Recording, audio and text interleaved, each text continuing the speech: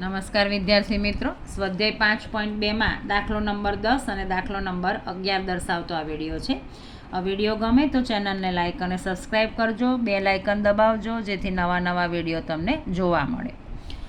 કોઈ સમાંતર શ્રેણીમાં 17મું પદ 10મા પદ કરતાં 7 વધુ છે તો તેનો સામાન્ય તફાવત શોધો. સામાન્ય તફાવત એટલે આપણે ડી શોધવાનું છે. હવે 17મું પદ એટલે આપણે લખીશું A17. 10મા પદ કરતાં એટલે A10. 7 વધુ છે, વધુ એટલે પ્લસ, અને કેટલું વધુ છે? 7. એટલે આપણે જે વિધાન રકમમાં આપ્યું છે એને આપણે આ રીતે લખી દીધું. 17મું પદ એટલે A17. કોના પદ કરતાં? તો કે 10મા પદ કરતાં વધુ છે. કેટલું? 7. વધુ એટલે પ્લસ, ઓછું છે કીધું હોત તો માઇનસ કરત. હવે 17મું પદ એટલે A+16D અને 10મું પદ એટલે A+9D અને +7. બંને બાજુ એ છે એટલે નીકળી જાય. હવે અહીંયા છે આ 16D, અહીંયા આપણે એક સ્ટેપ કરીએ 9D + 7. 9Dને આપણે આ બાજુ લાવીએ તો 16D - 9D = 7. હવે 16માંથી 9 જાય એટલે 7, એટલે 7D = 7. માટે D = 7/7 અને 7/7 એટલે D = 1.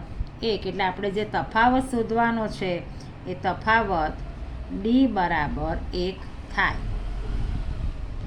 હવે દાખલો નંબર 11.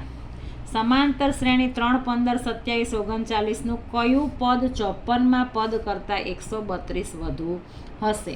તો અહીંયા A = 3, પ્રથમ પદ આપણે 3. તફાવત D = બીજા પદમાંથી પહેલું પદ બાદ કરીએ એટલે કે 15 - 3 = 12. હવે આપણને A મળી ગયું અને D મળી ગયું. હવે આપણે આગળ જોઈએ રકમમાં તો કે કયું પદ 54મા પદ કરતાં વધારે હશે? 132 વધુ હશે.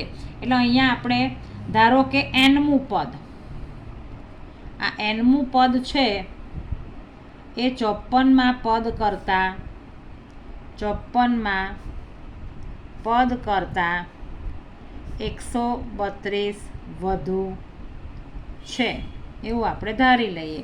તો અહીંયા આપણી પાસે સૂત્ર છે AN. Nમું પદ એટલે AN, 54મું પદ એટલે A54 અને 132 વધુ છે. હવે અહીંયા આપણી પાસે ANનું સૂત્ર છે A + n - 1 × D. 54મું પદ એટલે A + 53D + 132. હવે અહીંયા બંને બાજુ આપણી પાસે જે કિંમતો છે એ મૂકી દઈએ. બંને બાજુ એ છે તો એ નીકળી જશે. હવે અહીંયા n - 1 અને આ D. હવે અહીંયા 53D આપણે શોધેલું છે 12 અને આ 132. અને અહીંયા પણ આપણને Dની કિંમત મળેલી જ છે, એ Dની કિંમત પણ મૂકી દઈએ 12. હવે 53 × 12 આપણે કરીએ. 53 × 12 તો 2 તારી 6, 2 પંચા 10, તો 636 થાય. એટલે આ 636 અને આ 132. હવે આપણને રકમમાં એવું કીધું છે કે કયું પદ 54મા પદ કરતાં 132 વધુ થાય. તો અહીંયા આપણે 132 છે, અહીંયા 636માં આપણે 132 ઉમેરીએ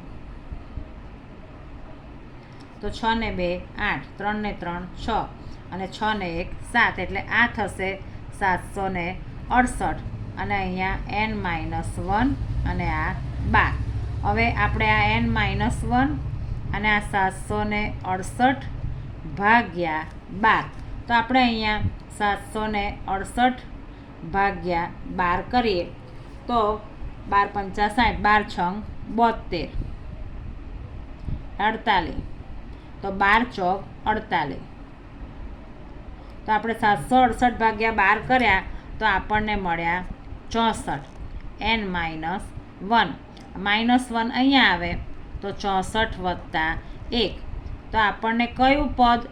તો કે 65મું પદ છે એ 54માં પદ કરતાં 132 જેટલું વધુ હશે. ફરી એકવાર સમજી લઈએ. a બરાબર 3, d બરાબર 15 ઓછા 3 એટલે 12. રકમમાં કયું પદ 54માં પદ કરતાં 132? એટલે આપણે ધારી લઈએ કે ભાઈ ધારો કે nમું પદ છે તો an બરાબર આ 54મું પદ અને 132 વધુ એટલે પ્લસ 132. anનું સૂત્ર છે જેમાં આપણે a plus n minus 1 into D. અહીંયા 54 છે એટલે a વત્તા 53d અને 132. બંને બાજુ a છે એટલે નીકળી જાય એટલે અહીંયા રહ્યું n માઇનસ 1 ઇન્ટુ ડી. અહીંયા ડીની કિંમત મૂકી આપણે 12 અને આ 132. 53 ગુણ્યા 12 એટલે 636 અને વત્તા 132 અને આ ડીની કિંમત મૂકી અહીંયા 12. અહીંયા બંને જગ્યાએ જોડે પણ 12 આપણે મૂકી શકાય. હવે 636 વત્તા 132, 53 ગુણ્યા 12 કર્યા એટલે 636. 636માં 132 ઉમેરી એટલે 768. હવે આ 12 જશે એના છેદમાં. 768 ભાગે આપણે 12 કર્યા તો એ વધ્યા 64. હવે ભાગાકાર કરે જવાબ આવ્યો 64 અને આ -1 આ બાદ જાય એટલે +1. આમ 65મું પદ જે છે એ 54માં પદ કરતાં 132 જેટલું વધુ હશે. વિદ્યાર્થી મિત્રો, વિડીયો ગમે તો ચેનલને લાઇક અને સબસ્ક્રાઈબ જરૂર કરજો. દાખલો નંબર 12 અને અગાઉના વિડીયો જે બીજા દાખલાના છે એ બધા જ વિડીયો વારાફરથી હું અપલોડ કરીશ. બધા જ દાખલા સમાંતર શ્રેણીના આપણે વિડીયો અપલોડ કરીશું. Thank you.